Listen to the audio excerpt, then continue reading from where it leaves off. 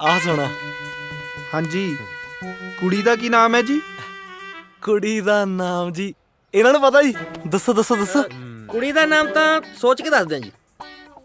ਉਹ ਇਹ ਚ ਸੋਚਣ ਵਾਲੀ ਕਿਹੜੀ ਗੱਲ ਹੈ? ਨਾਮ ਤਾਂ ਉਹੀ ਹੁੰਦਾ ਹੈ ਜਿਹੜਾ ਹੁੰਦਾ ਹੈ। ਉਹ ਕੋਈ ਤਾਂ ਨਾਂ ਰੱਖਿਆ ਹੋਣਾ ਘਰਦਿਆਂ ਨੇ ਕੁੜੀ ਦਾ। ਤੁਸੀਂ ਐਂ ਕਰੋ ਜੀ, ਤੁਸੀਂ ਆਪਣੇ ਵੱਲੋਂ ਸੋਹਣਾ ਜਿਹਾ ਨਾਂ ਸੋਚ ਕੇ ਆਪੇ ਲਿਖ ਦਿਓ। ਆਪੇ ਰੱਖ ਲਓ। ਹੈ ਜੀ। ਉਹ ਵਿਆਹ ਦਾ ਕਾਰਡ ਛਪਾਉਣਾ ਹੈ, ਮੋਟਰਸਾਈਕਲ ਦੇ ਪਿੱਛੇ ਕੋਈ ਸ਼ੇਰ ਨਹੀਂ ਲਿਖਣਾ। ਆਖੇ ਸੋਹਣਾ ਜਿਹਾ ਦੇਖ ਕੇ ਲਿਖ ਦੋ।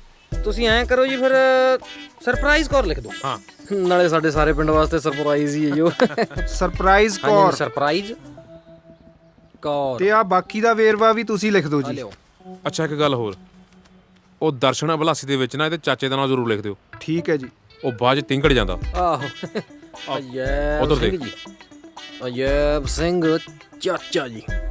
ਆ ਲਓ ਜੀ, ਲਓ। ਚਾਚੇ ਦਾ ਨਾਂ ਲਿਖਤਾ ਜੀ।